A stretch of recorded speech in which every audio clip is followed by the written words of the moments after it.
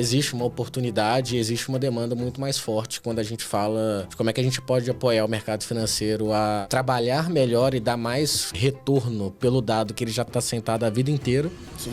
O nosso principal objetivo hoje é habilitar as áreas de negócio para poder fazer negócio no final do dia. E aí de uma forma hiperpersonalizada, de verdade, conseguindo gerar potência no dado que ela já tem, que é um first party data, é um dado primário. O que a gente considera hiperpersonalização? É o que eu ofereço para quem e a contextualização de quando eu faço isso. Entender que, cara, eu tô naquele momento, eu estou falando com o meu banco que eu estou tendo uma demanda ali, e ele poder ler isso e proativamente oferecer um produto que ele já tem, isso é contextualidade. Existe um desafio anterior a esse, que é como é que esse dado está estruturado dentro do banco. E aí, a resposta dele a dado do Open é extremamente mais veloz do que a do dado interno.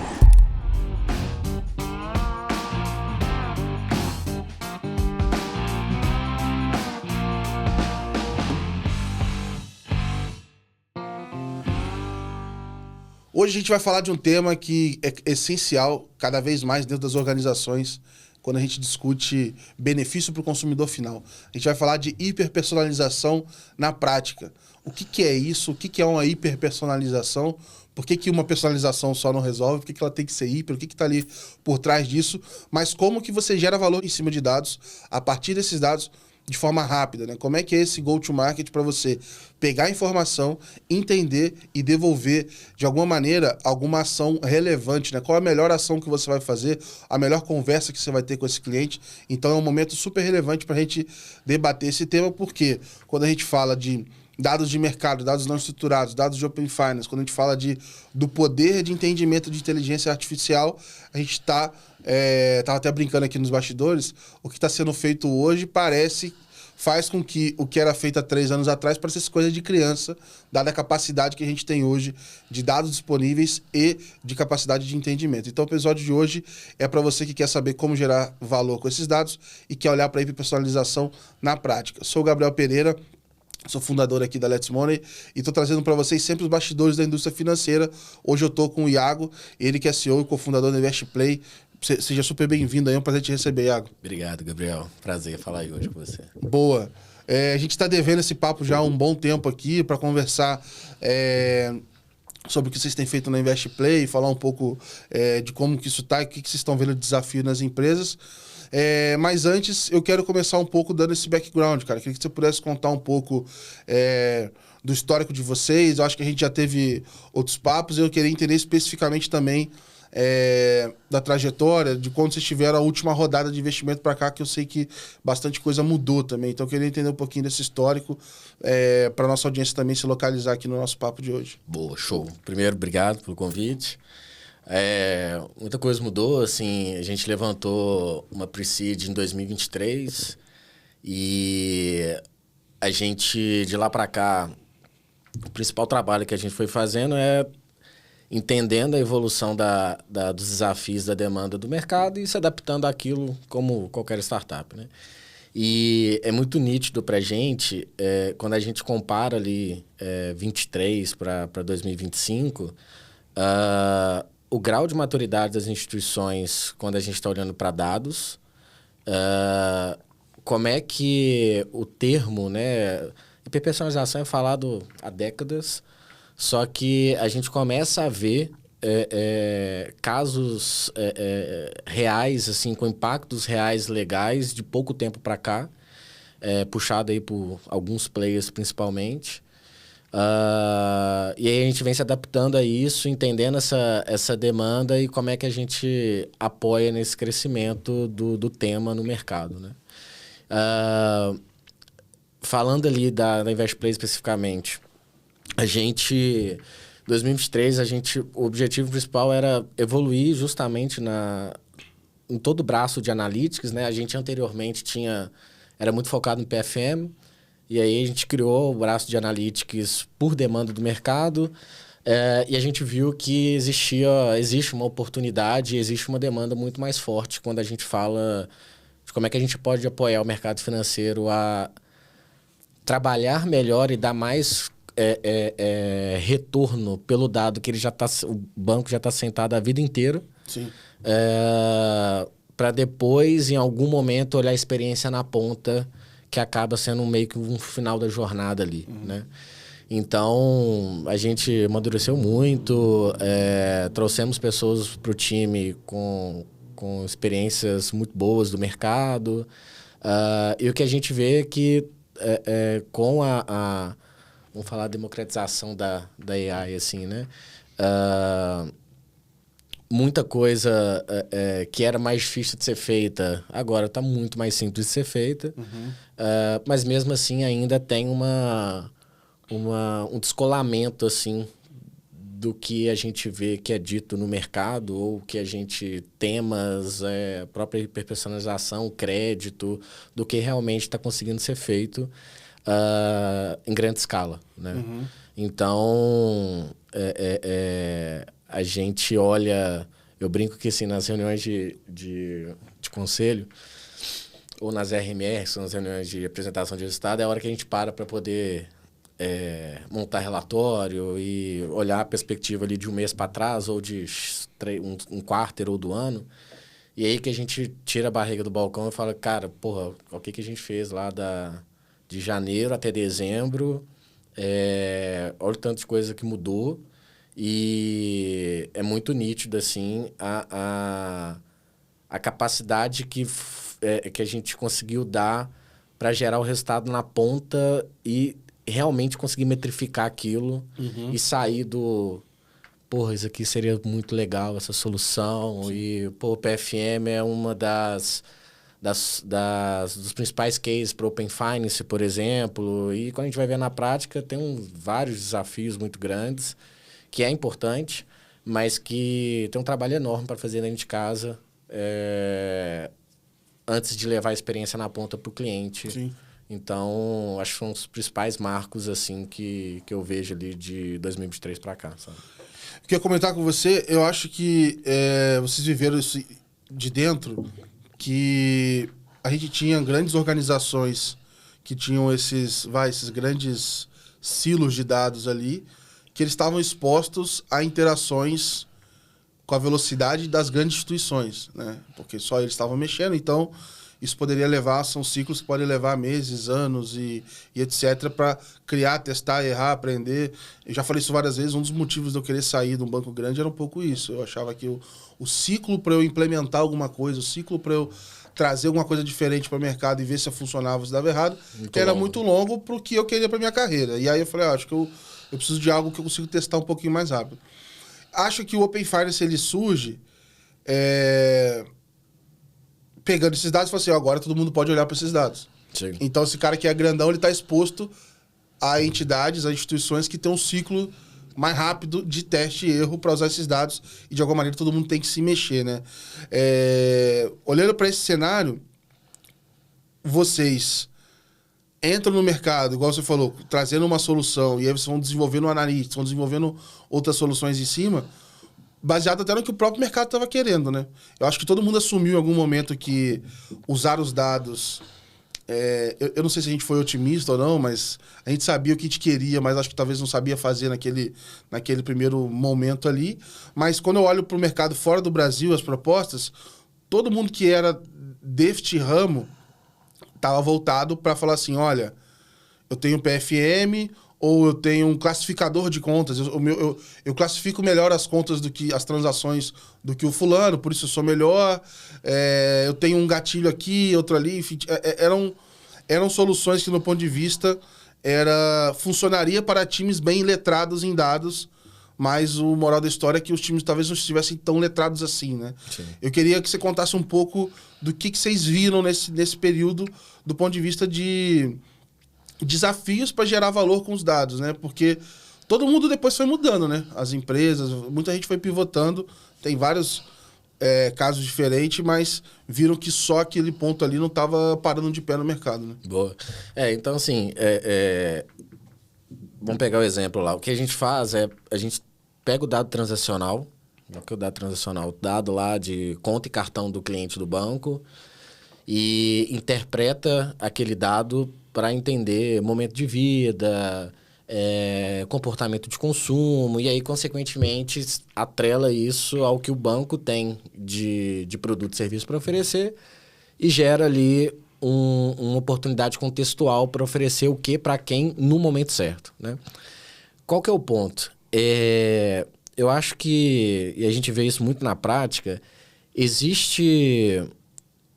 Falar do termo de gerar oferta contextualizada ou melhorar a jornada de crédito, entender a renda oferida do cliente, capacidade real de pagamento, todos esses pontos, eles são outputs ali que a gente dá no dado, né?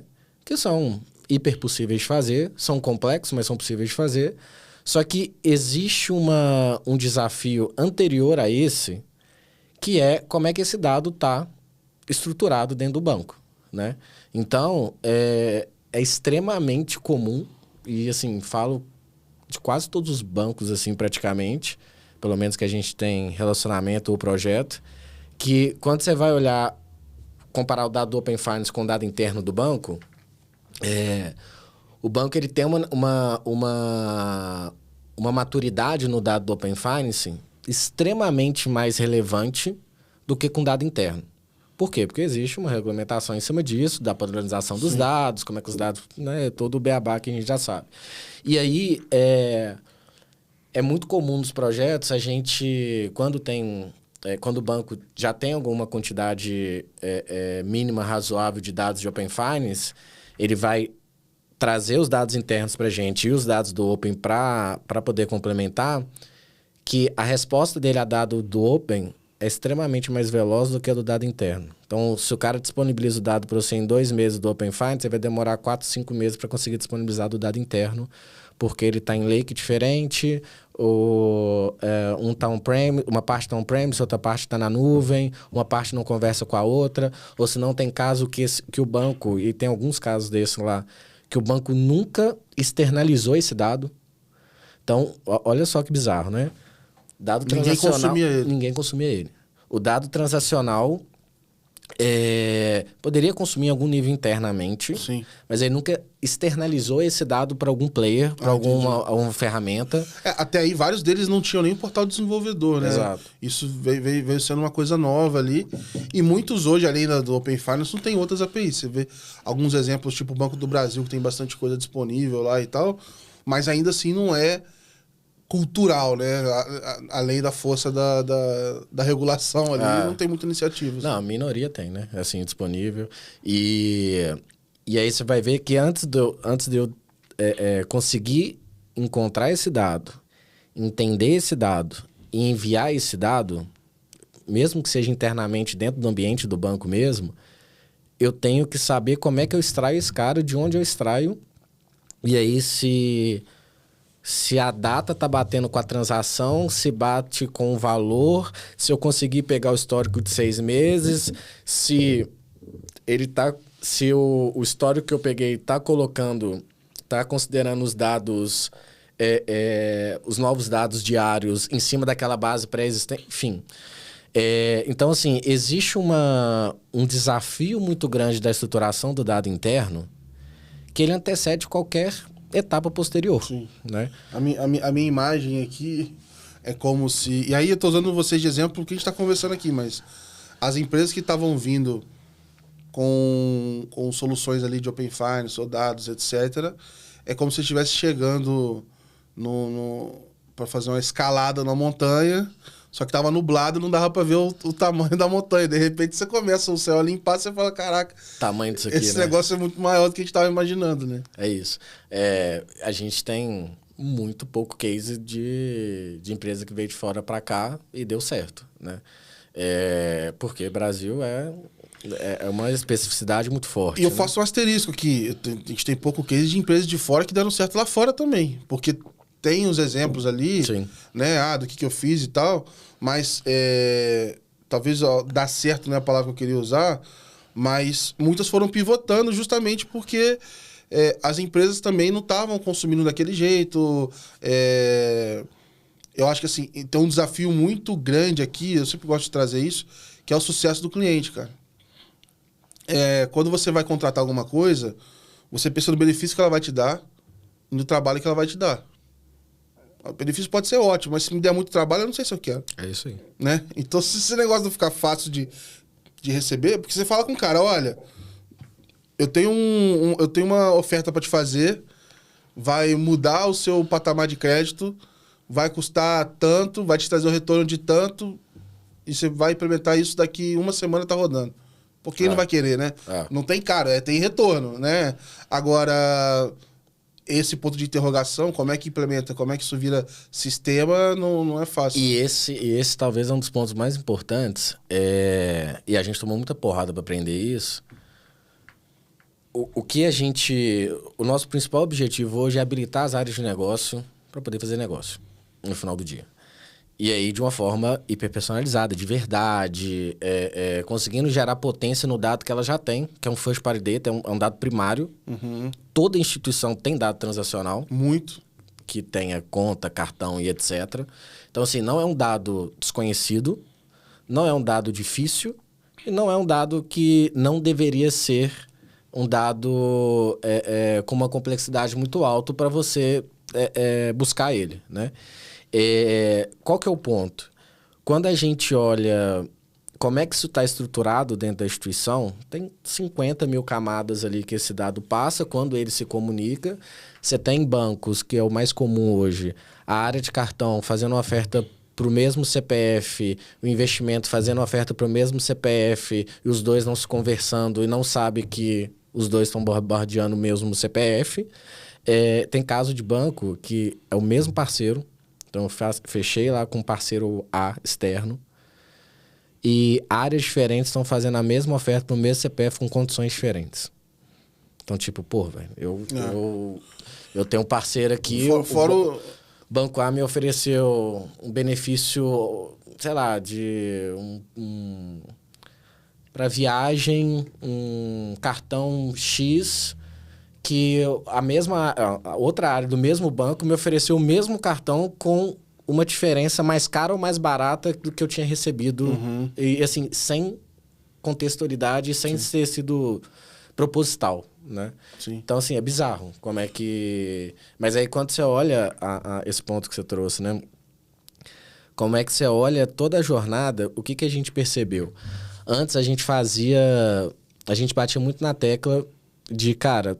Se em algum nível tem ineficiência dentro de casa, nessa jornada, a gente vai chegar por fora, vai plugar lá direto num CRM, numa CDP, alguma coisa do tipo, ou se não, entrega uma experiência apartada, que é o menor caso, assim, e vou resolver o desafio da área de negócio.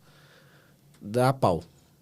Por quê? Cara, tem essa casa construída aqui, você está falando que você vai vir para um encanamento por fora da parede, que esse cara vai dar o mesmo problema que está dando os outros problemas de não se conversar, porque você está criando um encanamento novo. Então, quebrar essa barreira e falar assim, cara, vou fazer uma reforma, vou entender como é que é o encanamento desse negócio todo. E aí, uma forma que a gente fez isso foi, eu não vou criar um encanamento, eu vou bater lá na caixa d'água direto. E a gente fez a gente tem uma parceria com Databricks. Databricks hoje está em 90% dos bancos brasileiros. E a gente é uma solução nativa Databricks. Então, na hora que o Databricks ingere os dados do banco, a gente já enriquece, trabalha esse dado para ele já percorrer o encanamento que existe dentro da instituição, sem precisar criar nada... fora isso, e chega na mesma torneira onde é que já chegaria, só que chega um dado mais enriquecido, com mais variáveis, com mais...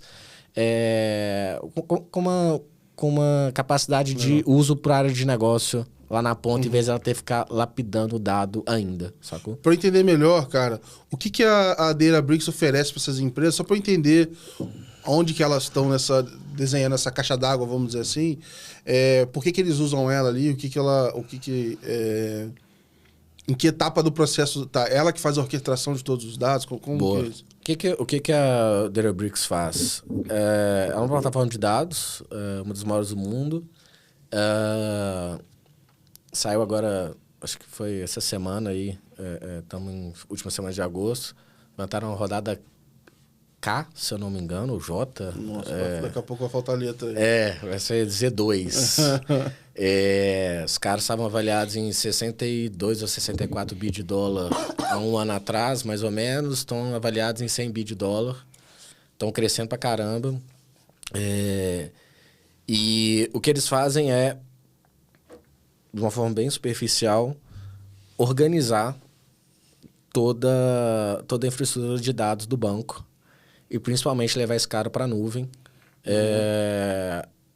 E aí cria-se os lakes. O que a gente faz é estar integrado nesse cara, que ele já quebrou essa parede que a gente não precisa quebrar. Legal. Sacou? Porque se todo mundo tentar fazer essa própria reforma, vai ficar o puxadinho que tá hoje e não vai resolver, né? Porque assim, eu dou o exemplo do encanamento da casa, que é o mais fácil. Sim, mas é como se nessa história do encanamento ali, por onde ele já recebe, por onde ele já acessa, só que ele vai ter isso enriquecido, vai ter isso de outras formas. E tem outras formas de fazer isso. Estou falando do Databricks, mas, por exemplo, o banco tem um CRM contratado, Salesforce, Adobe, uma Insider ou qualquer um que seja. Você pode chegar e conectar a solução, embedar ela direto na solução externa, no Salesforce, Adobe, Insider, etc. Só que qual que é o ponto? A mesma coisa que eu quero colocar água quente na minha casa. E aí, eu posso comprar um aquecedor elétrico e colocar só na pia da minha cozinha. Eu vou integrar isso lá no output final, e aí vai sair ali. Ou eu posso chegar e fazer só para um primeiro andar, só para o segundo andar, ou eu posso ir direto na caixa d'água e todo mundo tá recebendo ali de um cano separado que vai todo mundo receber água quente também. Os dois funcionam, porque não é todo mundo tem Databricks, por exemplo. Então, aqueles que não têm um Databricks, ou a gente vai direto numa solução, essas principais que a gente já integra, ou tem banco que tem CRM próprio, desenvolveu o CRM dentro de casa. E aí é uma integração extremamente específica. Quando a gente faz lá na fonte, você está falando que, além de eu enriquecer todas as torneiras que podem consumir aquilo ali, eu posso usar ela para outros fins. Legal. Então, diferente de eu usar só para a torneira que é específica ali para a pia da cozinha, eu posso usar, por exemplo, dando um exemplo aqui, né? A distribuição lá para o cartão de crédito, para a área de cartões, para a área de investimento, para o CRM. Eu posso, inclusive, lá na área de dados, usar aquele dado que está chegando enriquecido para fazer experimentação. Legal. Para poder fazer teste dentro de casa, independente de uma área A ou B de negócio no final do dia, sacou? Legal. Agora, como é que vocês... E aí, eu voltando à minha experiência em banco, eu fico pensando o seguinte. Beleza. Eu vejo o valor pra caramba, mas a minha área aqui é a área de cartões. Eu não falo diretamente com a área de dados. Eu vou ter que chamar esse cara para convencer ele que esse negócio ia ser legal, plugar lá e etc, para me beneficiar e eventualmente beneficiar outras áreas que eu nem sei se eu estou preocupado com isso. Não vai afetar minha meta, né? Tem um desafio aqui de incentivos aqui também. Como é que vocês fazem para dizer, beleza, eu entrei, esse cara tem uma dor, ele quer gerar o caso de uso, mas é uma dor tão forte que esse cara vai mover montanhas para esse negócio acontecer e talvez os próximos vai ficar mais fácil. Depois do primeiro custo de esforço, né? Talvez Sim. os outros fiquem mais fáceis. Esse era um dos principais desafios. Então, a gente tinha que passar por todo o convencimento. Então, a área de negócio ela tem que seguir o rito interno dentro de casa. E assim, só um disclaimer, né? A gente, às vezes, dá muita porrada assim, na área de dados, mas a gente tem que entender também que os caras são demandados pelo banco todo. Sim, ele a tem a prioridade todo dele momento. Ali. Tem uma demanda regulatória absurda, que todo dia muda alguma coisa, os caras têm que estar lá. E os caras têm um backlog gigante. Então, na hora que a área de dados bate na porta da área de negócio, bate na área de dados, o que a área de dados... Cara, posso fazer, consigo fazer, só que eu preciso que você me ajude a repriorizar as coisas, porque tem recurso limitado, né? Então, assim, eles estão Provavelmente fazendo... essa mesma área pediu outra coisa semana passada. Exatamente, não só uma coisa, né? Então, assim, é uma guerra de priorização, né? E a turma é muito assediada. O que a gente fez foi, com o objetivo de desafogar a área de dados ali também, habilitar a área de negócio para que ela não dependa necessariamente da área de dados. Então, hoje, por exemplo, qualquer área de negócio, por exemplo, que tenha Databricks, ela consegue rodar, a gente consegue subir as nossas soluções no ambiente de teste do Databricks dela, subir nos notebooks lá para o ambiente, sem precisar envolver a área de dados. É óbvio que segue, né? Todo um rito de SI e tal, mas que ela não precise necessariamente de um time, de um analista de dados ou alguma coisa do tipo. Que assim ela consegue testar. Ela consegue testar como uma forma autônoma. E aí a próxima vez ele chega assim, olha, na priorização, vamos fazer esse aqui, porque olha o potencial desse negócio aqui, já foi testado, já tá mais maduro, né? É isso. Então, imagina lá que, cara, você sobe o notebook lá para dentro e você vai escolher uma base. Então, escolher uma base aqui de 1 milhão de clientes. Você vai imputar qual que é o output que você quer. Então, cara, eu quero casos de uso que aumentem spending de cartão. Ou eu quero caso de uso que entenda momento de vida para eu entender a melhor oferta que eu preciso fazer para o cara, independente de qual produto. Subiu o notebook para lá, o dado vai...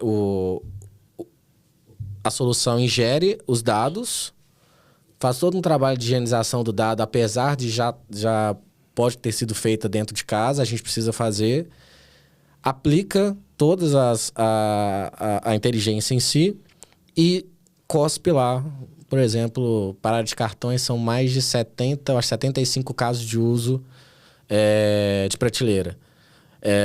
E aí, porra, dessa base de 1 milhão...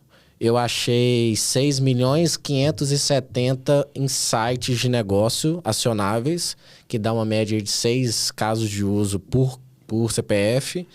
E aí você vai entender o tamanho daquela oportunidade. E por outro lado, você consegue também, a área de negócio ela consegue criar o próprio caso de uso, literalmente mexendo na solução no-code sem uma linha de código, entendendo qual que é a métrica que ela quer mexer ou qual tipo de produto que ela quer dar foco. Então, vou dar um exemplo aqui. Eu quero aumentar a conversão no meu aumentar a spend no meu cartão. Dá esse exemplo de novo para ficar mais fácil. E aí, você consegue... primeiro, entender o que a solução faz. Ela entende o momento de vida do cliente, entende, a partir daquele momento de vida, quais daqueles insights acionáveis faz sentido para aquele público, né? Então, se eu tenho lá 3 tipos de cartões de crédito, eu consegui entender que eu tenho uma oportunidade aqui de rever o limite dessa turma porque eu oferi a renda do cliente, ou se não, pelo comportamento de consumo dele, eu consigo mostrar que esse cartão é mais adequado do que o outro e eu vou fazer a oferta. Só que eu preciso entender se esse cara, por exemplo, ele é responsivo àquele estímulo para cartão de crédito. E aí a solução vai, etiqueta cada transação do cliente. Para cada linha de cada transacional, são colocadas várias etiquetas que demonstram um contexto, momento de vida daquela transação. Que depois, na representação computacional que é feita, por AI, etc., a gente consegue fazer segmentações muito mais reais e contextualizadas do que normalmente é feito. E aí, vamos dizer assim... Gabriel, eu poderia estar em várias caixinhas diferentes, em vários momentos ali, porque você está olhando na transação. E aí eu fiz até aquela brincadeira aqui.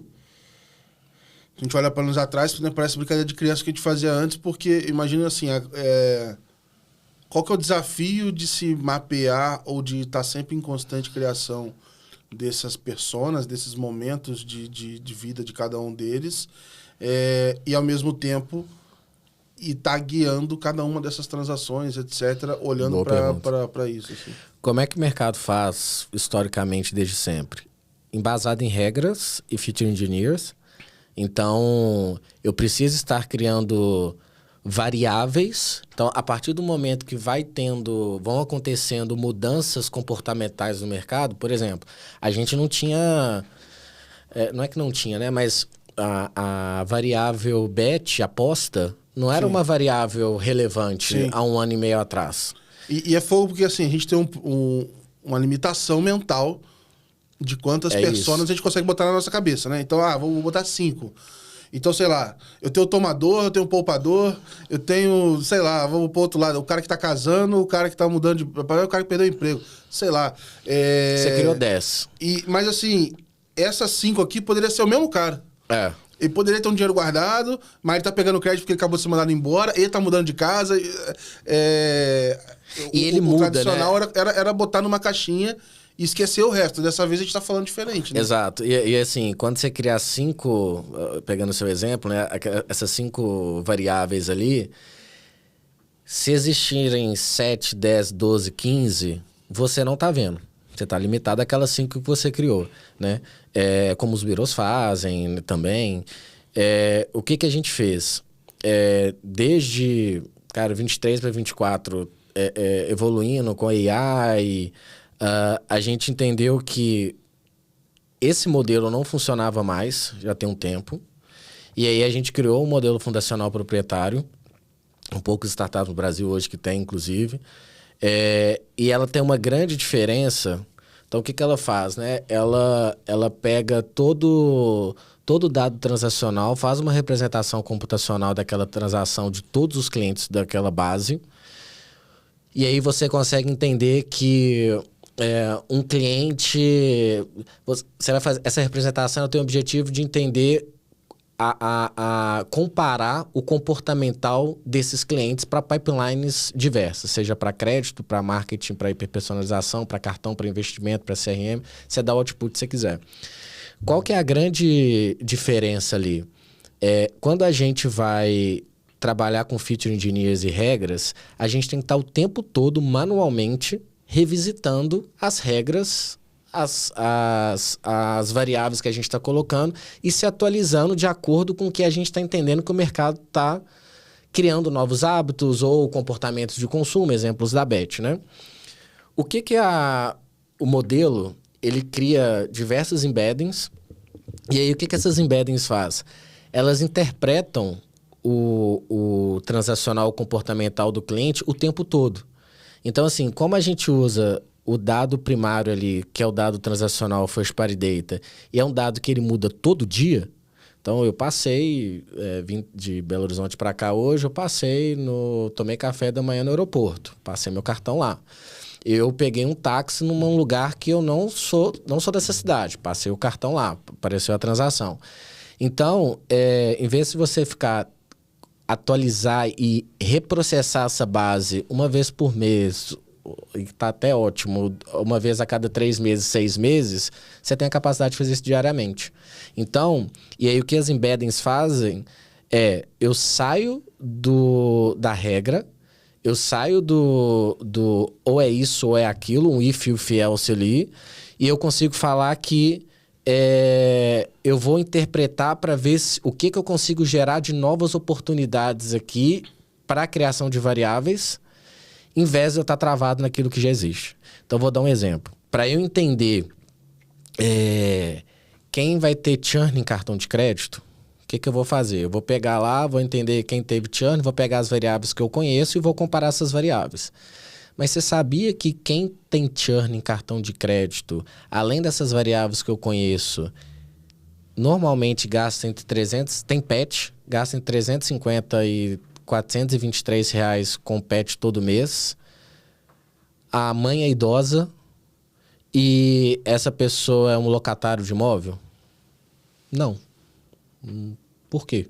Por que eu ia cruzar isso para entender se o cara vai ter churn em cartão?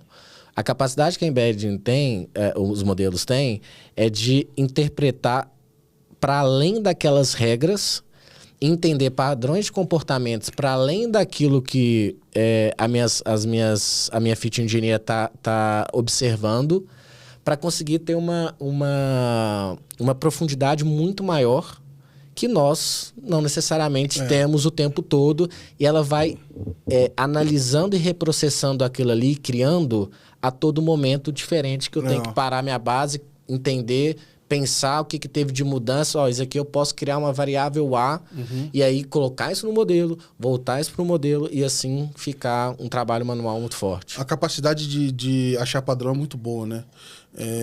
Eu queria só dar um passo antes. Cara, o que é esse modelo proprietário? Eu sei que tem poucas pessoas fazendo isso no Brasil e tudo mais, mas para entender assim, cara, o que ele é e como é que foi um pouco dessa decisão de vocês, assim, cara, talvez seja esse o caminho que a gente precisa perseguir a partir de agora. Boa. O que são os modelos proprietários, né? A gente criou uma plataforma de AI dentro de casa, e aí não usa nenhuma AI externa, nenhum open source ou qualquer coisa do tipo, para um fim específico, né? Então, a gente fala que é uma AI vertical, né? Verticalizada, diferente dos LLMs tradicionais ou dos modelos tradicionais. Então, o que a gente faz cara, eu vou fazer ingestão de uma base de dados muito grande. Quanto maior a base, maior vai ser minha capacidade de interpretação, consequentemente, maior vai ser minha capacidade de entregar resultado. Então, assim, o modelo rodando com uma base de, sei lá, 10 milhões de clientes é uma coisa. O que ele entrega com 100 milhões é extremamente diferente comparado ao anterior. E a gente usa Knowledge Graph para isso também. Então, entender como é que a gente sai dos atributos convencionais. E aí tem mais algumas sequências de etapas para que gere os modelos preditivos lá na ponta, que é o output principal. E aí eu consigo entender qual que é a próxima transação do cara. Então, assim, a diferença, né, de um LLM convencional para o que a gente está fazendo. O que um LLM faz cara, vou pegar uma porrada de dados não estruturado, de texto. Na verdade, tudo aquilo ali que ele fala é a probabilidade a próxima palavra ser a correta para aquele contexto ali, né? É isso. Tanto é que o pessoal fala, saiu o GPT-5, sei lá. E aí o pessoal começa a testar. Diminui 0,31 de 9,81. E esse negócio pode bater, pode não bater. E justamente ele pode não bater porque ele está dizendo assim, qual a probabilidade da próxima resposta ser uma palavra. Ele está falando o texto, ele não está fazendo a conta. E eu acho que, inclusive, fica o meu recado aqui, se você testa modelo assim, desculpa, você está testando errado, cara. Você está pegando o negócio de um jeito e testando para outra coisa. Tanto é que no momento que ele abre o console e vai rodar o Python, ele vai fazer a conta que você quiser. Então, acho que fica essa visão para quem está de fora. Porque, primeiro, para quem não está acostumado, cara, você tem a janela de contexto, que é o que você vai colocar no prompt ali, etc. Mas, fora, o que está rolando por trás é tudo vetorizado, né? Então, assim, ele não vai ler o PDF inteiro. Ele vai procurar as partes que ele entende que são mais prováveis de ter a sequência correta que vai responder o que você está querendo, né? Enfim, acho que é mais para também elucidar para o pessoal a complexidade disso, né? E aí fica na minha segunda dúvida a partir disso, assim, cara, como que você vai mantendo isso, vai dando manutenção, como é que você sabe que tá bom, que não tá bom, porque é muita possibilidade, né? E você precisa testar para ver se esse caso que você deu exemplo aqui, se essa associação que eu estou fazendo de clientes que estão dando churn no cartão, porque ele tem um perfil XYZ, isso aqui está me dando resultado de negócio lá ou não? Essa hipótese é verdadeira, não é? Então tem um desafio grande aqui, né? Ali, basicamente, faz um teste AB, e aí você vai buscar bater o lift do banco, ou apoiar, né, assim, até uma performance melhor do que já está fazendo. Sim. O teste é até o mais tranquilo, assim, da jornada toda. Mas é diferente, por exemplo, se fosse um crédito direto que você está olhando o backtest, né? Você vai ter que ver na prática, exato, falando, abordando, exato, etc. E, assim, um ponto importante é que para cada banco você tem uma realidade, você tem um comportamento de cliente diferente. O cara de um banco digital se comporta diferente de um banco que o cara é atendido por gerente, ou dentro do mesmo banco, né, inclusive.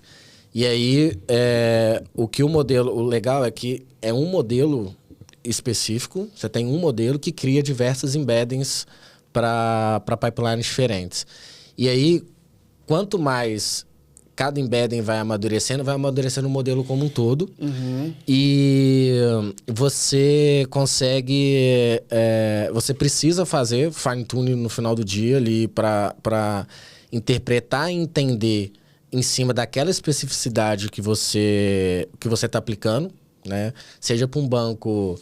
Sei lá, a gente tem lá banco que é muito forte em financiamento de veículo, e um outro banco que outros 2 bancos que são os top 5 maiores bancos do Brasil. São 2... O cliente ele pode ser o mesmo, né? O CPF ele pode ser o mesmo. Só que a forma como o Gabriel se comporta num banco que é para financiamento alto é diferente de como ele se comporta num bancão lá que ele tem a conta dele ou no banco digital, né? O banco consegue interpretar... O que você centraliza de transacional ali em um e no outro é diferente.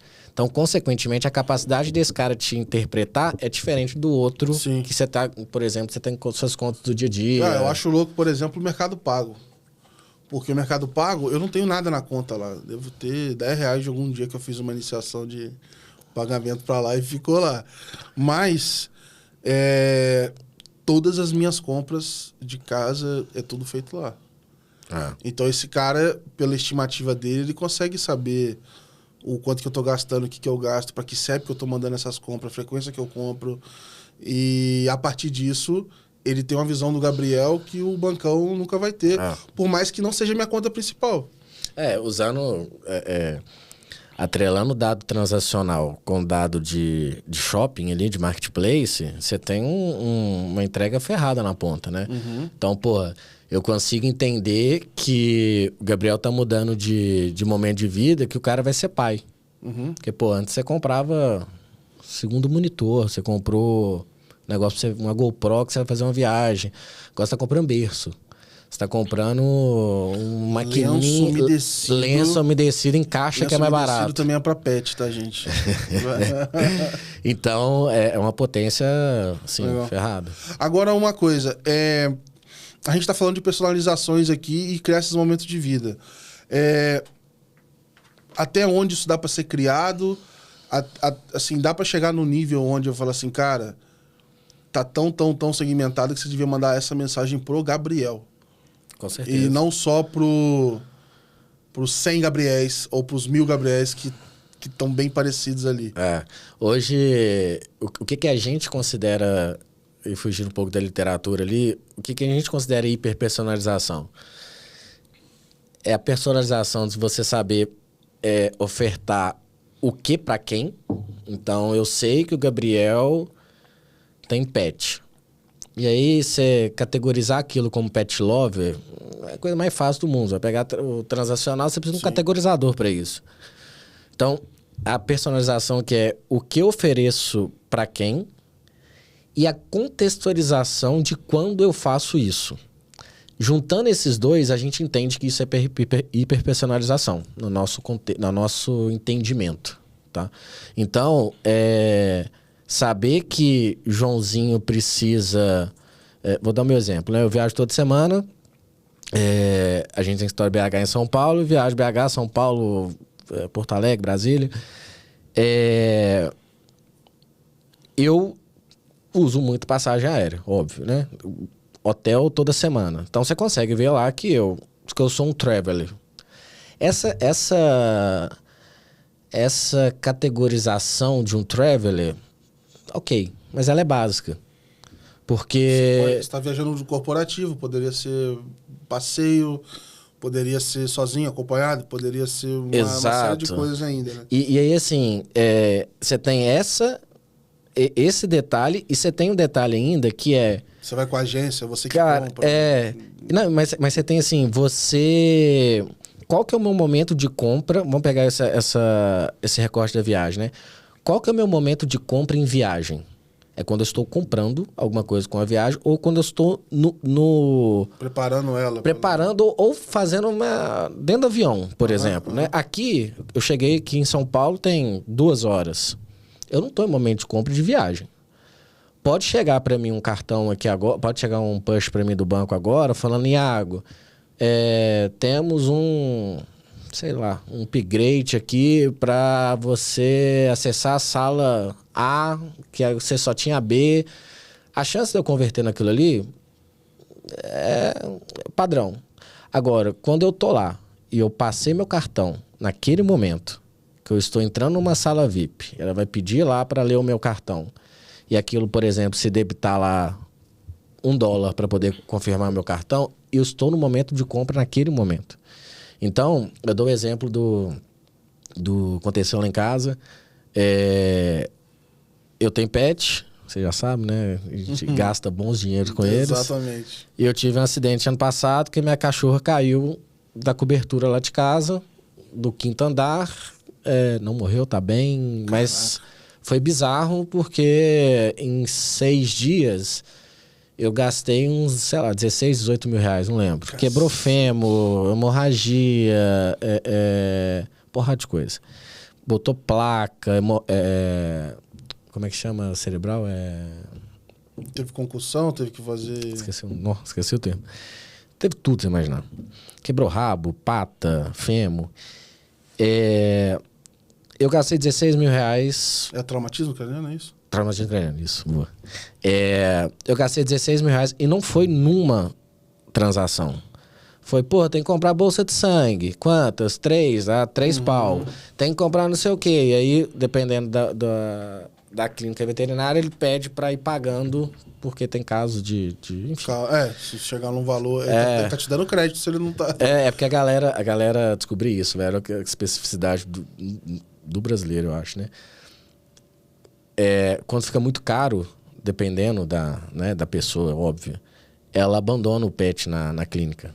Então deixou uma conta lá de 20 pau e foi embora, sacou? Ou se não, resgatou na rua, colocou na clínica, foi prestar primeiro socorros ali, colocou na clínica, vou voltar, a clínica faz tudo, aí dá lá 10 pau e não aparece. Enfim. O do resgate... eu até entendo, né? Tipo assim, eu deixei ele aqui, salva ele aí, galera. Agora, o teu pet, se largar lá... a galera abandona na rua. Não, velho. Aí, eu fui gastando ali. Eu estou falando pro meu banco que eu estou gastando um valor fora do comum do que eu gasto. Sim.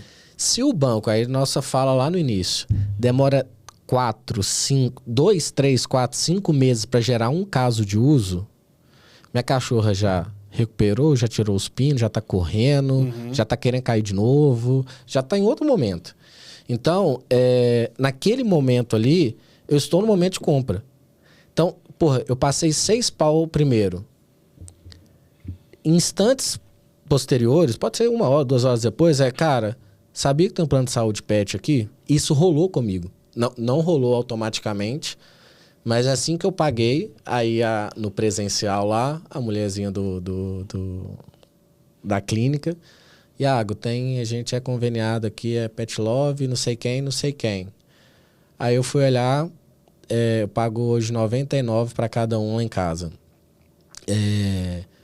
Os 16 poderia ter sido... sei lá quantos. Poderia ter caído muito isso aí. A única coisa que eu tenho que pagar era cirurgia, que era 3 pau cada cirurgia. O resto, velho, era muito mais barato. Não, já tomei umas dessa aí também. Eu lembro da cirurgia da sua. E aí aí depois eu fiz. Mas eu já fui abordado algumas vezes também de coisas que fizeram bastante sentido. Achei que foi legal. Assim. Então, assim, se eu tivesse feito e ele pega algum retroativo, aí depende do plano. Mas, velho, eu gastei... eu tô supondo aqui valores. Eu gastei só de exame de imagem, ressonância, raio-x, sei o quê, 5 mil reais. Eu fiz uma conta lá, eu não lembro o número, mas vamos supor que era 5 mil é muito, né? Mas 3 mil reais, eu teria gastado 600, porque o coparticipativo eu ia pagar 50 reais por ser 100 reais por exame. Então, assim, aquilo ali é momento de compra, isso é contextualidade. Entender que, cara, eu tô naquele momento, eu estou falando com o meu banco que eu estou tendo uma demanda ali e ele poder ler isso e proativamente vir oferecer um produto que ele já tem. Sim. Mas aí ele tem que estar preparado Total. pra falar o seguinte, bom, eu tô olhando os gastos de pet, tô monitorando. Se isso aqui estourar X%, e aí, beleza, aí tem a lógica toda, né? Eu vou começar a olhar pra isso daqui, mas aí tem que ter esse book aí de gatilhos ou de momentos aí. Precisa estar estruturado. Senão você vai querer fazer isso na mão, você vai ficar 6 meses fazendo, você vai pegar só daquele recorte pra frente. E sabe o que acontece, cara? Já roda gatilho? Roda o gatilho. Mas roda. Vocês já estão, tipo assim, fazendo também.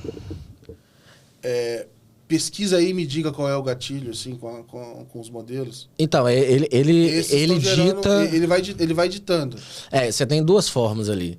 Você tem de 1 para 1 ou de 1 para todos. 1 para 1 eu quero falar sobre o benefício de plano de saúde pet.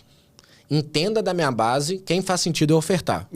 Tá? Ele é de 1 para todos, na verdade. E você tem um de todos para 1.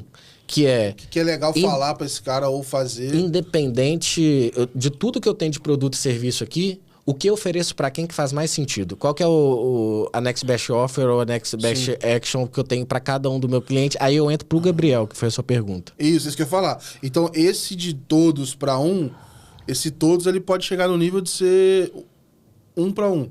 Porque a gente tá falando assim, a gente tá falando de... Vou usar outra palavra aqui, mas...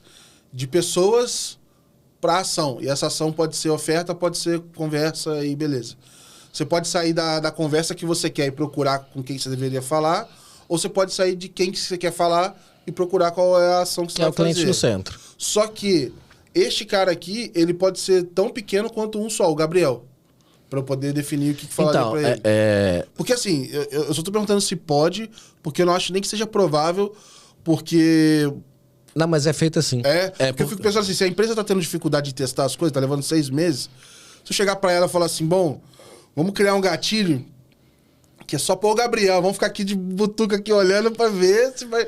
Vamos dizer assim, né? Tô levando muito no extremo aqui. Mas a gente vai segmentar tanto, que é um problema que às vezes eu tenho com ads aqui.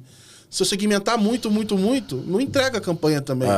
Né? Então eu tenho que chegar no meio do caminho pra atender isso. Mas qual que é a diferença aqui? No Ads, quando você vai fazer, você está fazendo para todos. E aí você tem um produto, uma campanha, uma oferta, ok? Então, você está pegando o exemplo que eu falei do plano de saúde pet. Sim. Então, eu preciso que essa oferta seja feita para as pessoas que fazem mais sentido para ela. E aí, de uma base de 10 milhões de pessoas, pode ser que faça sentido para 1.357.000. E aí, se você segmentar bastante, faz sentido para 900. Aí foi o que você falou. Porra, aí se eu segmentar demais, vai diminuir muito. Só que a sua conversão, ela deve pagar a conta toda se você fizesse a 10 milhões de pessoas. Tá. Entendeu? Qual que é o ponto? Quando a gente olha todos as soluções para um cliente... você está fazendo a especificidade de um cliente. Que quando você junta clientes parecidos com aquilo ali, você tem um cluster. Entendeu? Então, hoje, a gente vai fazer um lançamento de uma feature nova de uma solução nossa em outubro agora. Não posso falar ainda e tal, mas imagina que você chegou na agência, você sentou na frente do gerente... colocou seu CPF, é isso. O Gabriel teve e tá com estresse financeiro. O Gabriel, ele é um cara responsivo a estímulo de benefício, tipo cashback, não sei o que, nananana. O Gabriel, ele tem aqui oferta de um plano de saúde pet para ele. Então, é no individual. Se eu quiser criar clusters de pet lover lá, eu vou juntar todos os Gabriéis que se parecem ali. Eu faço um lookalike, coisas do tipo. Então, assim, na forma como a gente faz hoje, o indivíduo sempre ele é visto sozinho. Legal. Só que você pode criar vários grupos de indivíduos similares. Agora, pensando em cobertura, eu vou chutar aqui. Bom, uma pessoa... Caramba, agora eu não lembro o número. Eu falei isso num outro episódio, mas eu vou falar aqui em voz alta, aqui, depois o pessoal a gente vê. Mas eu vou falar um número pequeno, porque aí eu sei que tá certo. Que a gente tomava no dia mais de 3 mil decisões. Ah, tem isso. Na verdade, esse número é bem maior do que isso. Mas, a todo momento você tá tomando decisão. Se vai abrir uma porta, enfim. Então, quando eu olho pro contexto da minha vida, eu falo assim, talvez... Se cada decisão pode ser um gatilho, pode ser um momento, eu posso ter 1 milhão de momentos. Mas vamos pensar que são 1000, tá? Para facilitar a ideia aqui. Se eu tenho 1000 possíveis momentos, eu como Gabriel, existe um índice de cobertura aí. Né? Você fala assim, o Gabriel tem parte desse 1000, é interseção, parte é só dele. Aí você vai somando isso, quando vê, dá 1 milhão de gatilhos, dá 1 milhão de momentos. Como é que você olha para falar assim, tô com uma cobertura legal de momentos, eu preciso fazer mais, eu preciso ampliar, porque quando você... É um trabalho que eu acho que não chega ao fim, mas se você achar que tá chegando no fim, o começo já tá mudando de novo também, né? E aí você tem que dar manutenção nisso. Eu acho que é mais a acurácia da assertividade do que o tamanho da cobertura. Então, por exemplo, hoje a gente tem projetos... Mas o cara deve... Vamos dizer assim, o cara do banco ali, ele deve falar assim, legal... Mas funcionou muito bem. Mas para 100 pessoas, eu preciso... Eu quero aumentar isso. Eu quero ser ótimo para quem eu achar. Mas eu quero achar mais gente. Então... Esse negócio é bom. Suponha-se lá que a gente tem uma base de 10 milhões de clientes. Para essas 10 milhões de clientes, no nosso caso lá, a gente precisa acessar o dado transacional desse cara. Dessa base. Então, se minimamente a principalidade dessa turma tá nesse banco... a gente já tem muita coisa para ser feita. Se é uma conta de passagem, o cara recebe salário lá, tira de lá, e o cara só tem um transacional, você não vai conseguir entender o comportamental dele. Então, se minimamente, que normalmente a principalidade não está no banco só, mas que minimamente está ali, você consegue fazer uma cobertura de praticamente toda a base. Então, o que quer dizer isso? Para cada indivíduo, eu vou gerar, no mínimo, um insight acionável. Para cada indivíduo, eu vou conseguir etiquetar ele em 2, 3, 4 tipos. São mais de 150 lá que a gente tem, momentos de vidas diferentes. O que acontece quanto mais o modelo vai aprimorando, e aí, consequentemente, volume de clientes, volume transacional, mais a acurácia e a profundidade dele ele consegue. Então, eu consigo gerar 100% de cobertura? Sim. Mas eu vou colocar um monte de gente genérico para poder falar que eu bati 100%. E aí, o que muda muito o resultado final é a minha acurácia de conseguir entender realmente aquele momento de vida e aquelas mudanças de momento de vida de acordo com a necessidade do cara para, consequentemente, a tomada de decisão dele. Legal, sacou? Legal. A gente tá chegando meio que no final aqui, e aí eu vou soltar umas bolas na fogueira agora aqui, isso não tava combinado não, mas eu imagino que isso aqui deve ser uma pergunta que você escuta dos clientes. Assim, cara, gostei do modelo. Primeiro, como é que eu faço para adaptar ele com a minha cara? Beleza, nós vamos falar disso. Segundo, como é que eu implemento esse negócio aqui? E terceiro, com as minhas informações, esse modelo ele vai ser usado só para mim ou ele também é usado para... Porque eu acho que a primeira pergunta, cara, adorei, legal, quero personalizar. A segunda, quero só para mim. É isso que eu imagino que aconteça na cabeça desses caras, assim. Queria que você contasse um pouco disso também. Boa. Começando de trás para frente. As soluções, elas rodam no ambiente do banco, então nenhum dado é enviado para InvestPlay. Tem alguns bancos que tem nesse formato, mas é mais por uma questão temporal ali deles conseguirem levar os dados todos para a nuvem, conseguir processar isso dentro de casa, mas o ideal é que a gente roda todo dentro, o ideal é que a gente rode todo dentro do ambiente do banco. Então esse dado não vai para fora, consequentemente ele não está treinando nenhum modelo que vai ser usado com outro banco. O dado é usado para ele, para o fim dele e ponto final. A implementação tem duas principais formas aqui.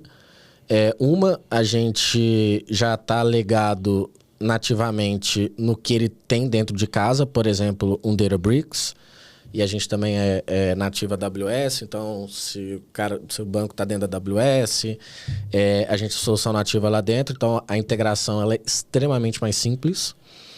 Ou você tem as que, cara, o CRM do cara é próprio, o banco está subindo para a nuvem agora, ou se não, então on-premise, e você vai ter que pegar tudo e colocar lá dentro do ambiente do banco, e aí é uma integração mais complexa. E aí ela é mais demorada, ela demora, 4 meses, 5 meses, enquanto a outra pode demorar 1 mês, 2 meses, vai depender da velocidade do banco, não nossa necessariamente, sacou? Legal. Isso, cara, imagino que é uma preocupação mesmo, porque... o tempo todo, igual a gente foi passando aqui pela nossa conversa, né? Primeiro assim, beleza, essa é a minha dor, beleza, tem uma solução para ela, como é que eu resolvo, legal... Agora tá muito bom, agora eu quero só para mim também. Acho que é um caminho natural. E daqui para frente, cara, o que você imagina que são os próximos passos para avançar nessa aceleração aqui de geração de valor em cima dos dados, né? Onde é que você vê que estão os próximos passos dentro do que vocês podem compartilhar aí com a audiência também? Legal. Eu acho que o principal ponto, assim, é efetivamente a gente ter... Porque quando a gente pega hoje os impactos da AI dentro dos bancos, a gente ainda está num nível muito, muito inicial.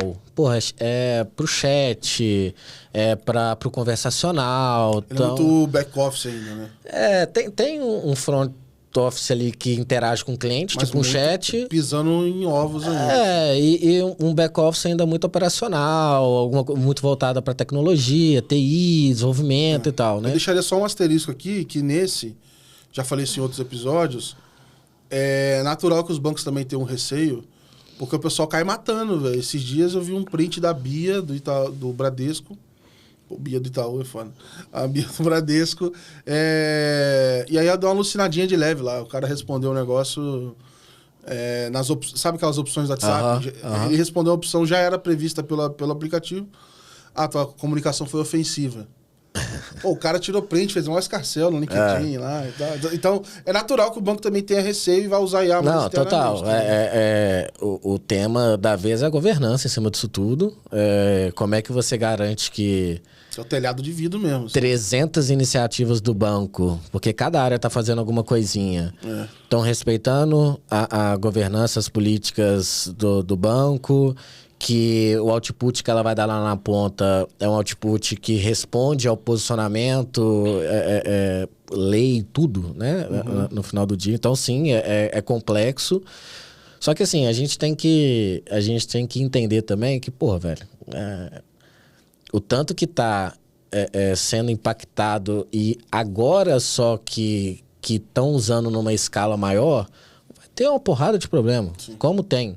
É a mesma coisa de você pegar um atendente, já te respondeu o que você não queria. Né? Existem limites, né? Então, já tivemos casos aí, os mais... outliers, assim, teve um caso de um cara fora, eu acho, conversando com a AI, que parece que criou tinha entendido que o cara já era esquizofrênico, parece. Eu não lembro, uma coisa assim. Mas existe até na questão de saúde mesmo, pessoas que estão, cara, usando IA como terapia, tem pessoas que estão...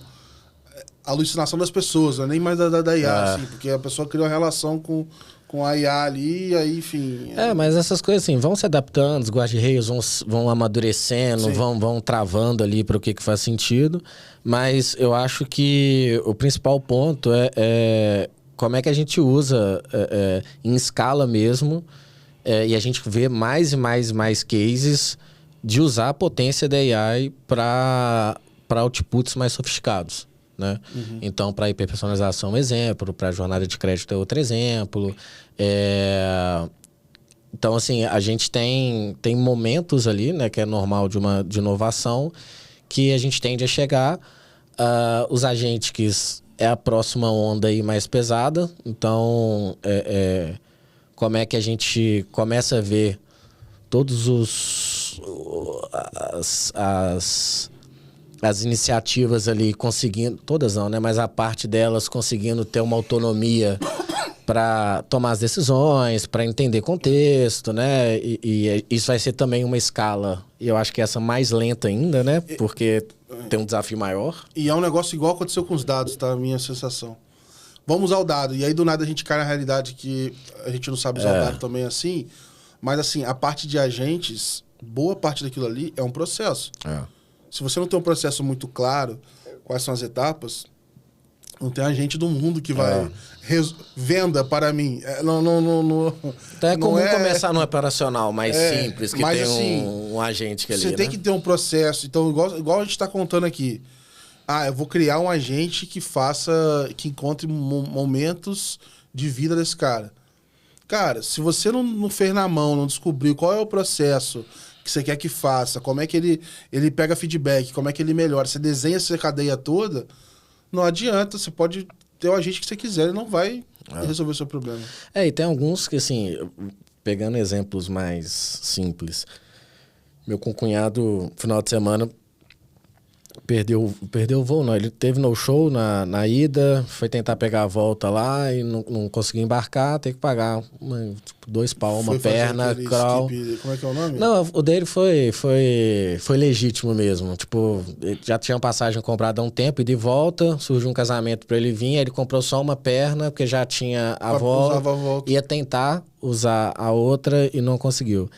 E eu tava falando com ele, porra, velho, se a gente... É simples, né, da companhia aérea falar assim, cara, eu vi que você não embarcou. Porque, no caso dele, não viaja muito e, pô, não é todo mundo que sabe sobre um no-show, né? Vai aprender a tomar porrada. E, pô, você não embarcou, você perdeu sua passagem. Aí, imagina a gente fazendo isso. Cara, eu entendi que você não... Aí vou futurista aqui. Eu entendi que você não embarcou. E eu posso descobrir isso por N formas. Então, se eu criar um só para viagem, eu consigo ler lá no seu extrato de pontuação que você não pontuou porque você não voou. Então, eu vou pré-determinar aquilo que você não voou. Eu já vou automaticamente te avisar sobre aquilo e te sugerir a entrar em contato com a... Eu vou entrar em contato para você com o WhatsApp da companhia, falar assim, não consegui embarcar, gostaria de ver a possibilidade ou de remarcação ou de eu garantir dependendo do meu negócio lá, de eu garantir a minha volta. Automático, sem você fazer nada. Então, assim, tem coisas que são simples, que bastante coisa das nossas 1.000, 3.000 decisões no dia, que dá para ser automatizado. Só que, vamos aterrissar na vida real. Já viu como é que são os apps da companhia aérea? Sabe quem que resolve isso hoje? E americano usa muito? Eles chamam de VA, que é a Virtual Assistant. É uma pessoa que geralmente mora nas Filipinas. E... Não, sem com sacanagem. Inteligência artificial humana. Mas é isso, assim. E essa pessoa, ela é assistente, de fato, ali, dessa pessoa. Então, ela responde e-mail, ela resolve coisas do dia a dia, então tem vários procedimentos operacionais ali e tal. Seria essa pessoa que você fala assim, cara, resolve aí pra mim esse negócio da passagem aí, porque eu perdi. E aí a pessoa consegue entrar com seus dados aqui e resolver. O que a gente tá falando é um nível a mais. Você, cara, não vai ser mais uma pessoa. Vai ser um agente aí que já vai ter minhas credenciais, etc. Vai poder me oferecer sugestões, me dar caminho e tal. Porque no final do dia é como se estivesse falando assim, olha, vamos usar IA para tirar tudo que te toma tempo para você focar, não vou nem dizer focar, mas para você decidir como você quer usar o seu tempo. Agora não perder esse tempo. Agora, olha só, vamos pegar as companhias aéreas. A gente tem lá As 3 principais. Eu já tentei alguns aplicativos de... O PFM das milhas ali, tipo, que agrega todos os meus... As minhas milhas, os meus pontos, né? Num lugar só. E é via scrapping, igual o Open Finance anteriormente. E bem ruim. Aí imagina, na vida real, um agente tendo que tomar todas essas decisões para integrar no WhatsApp, integrar em cada um desses caras, na sua agenda, para poder entender seu... Então, assim, entra no ponto dos dados que a gente falou aqui, que a teoria é linda. Só que se ela não... Vamos dizer assim... Se você não tem uma infraestrutura mínima que converse ali, cara, você Só que eu acho que as empresas estão dando mole em algum nível, que é o seguinte... O dia que vencer todos esses desafios e fizer, aí você vai perder esse cara. Ele nunca mais entra no seu canal. Só vai entrar a gente. Então que seja você o facilitador disso. Fala assim, cara, aqui eu mesmo já te aviso essa história e como é que você remarca, o que você faz. Porra, quem trabalha com voo, ninguém perde o voo de sacanagem. Alguma coisa aconteceu, seja por questão de preço, seja por problema familiar. Né? Voo a gente... É um evento, né? Exatamente, não é... Pegando metrô. Eu pegar um Se eu perder, eu pego aqui, o próximo. Né? Não é isso, né? Então, acho que tem, ainda mais no Brasil, que, cara, é tudo caro pra caramba, pra você viajar e tal. É isso.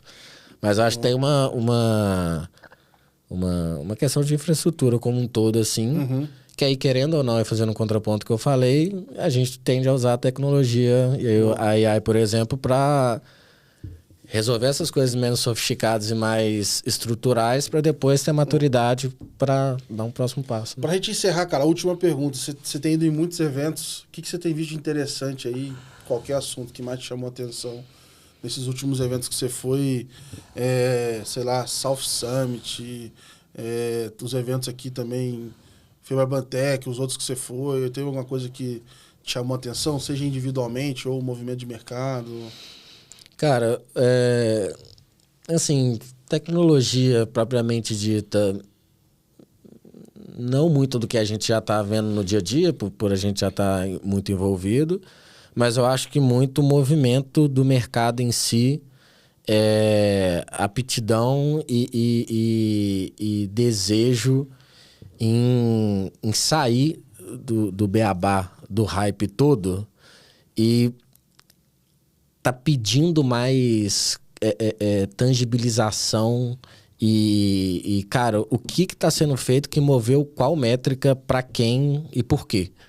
Porque a gente tem possibilidades para tudo e hoje é muito nítido quando você vai sentar no banco com o banco para conversar, o cara fala assim, beleza, mas isso mexe meu lift? É lindo, a ideia é maravilhosa, mas... Onde é que você rodou isso?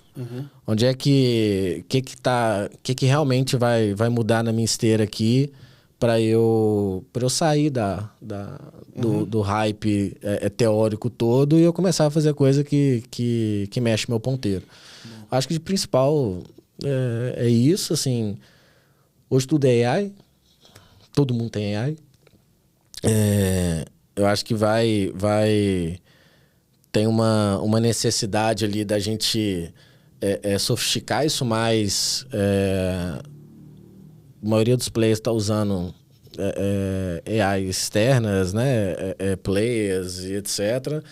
Isso, da mesma forma que em 2 meses você conseguiu implementar, o seu concorrente consegue fazer. Sim, né? sim. Então, acho que vai ficando cada vez mais difícil, mais competitivo. Mas tem muito espaço ali também para fazer coisas diferentes. Boa. Iagão, queria te agradecer aí a participação mais uma vez. Valeu. Obrigado aí pela presença, viu? Valeu, velho. Obrigado. Boa. Pessoal da audiência, fica esse recado que eu sempre deixo para vocês. Follow the money. Entre no nosso portal letsmoney.com.br, lá tem uma matéria deste episódio e tem matérias feitas pelos nossos jornalistas de todos os outros episódios aqui do nosso podcast. Então você consegue pegar esse conteúdo, mandar pro seu time, não deu para assistir eventualmente e tal, você consegue assistir, consumir aquilo ali, ler e continuar bem informado, que é o mais importante. Então fica um abraço aí para você, a gente se vê no próximo episódio. Tchau, tchau, valeu!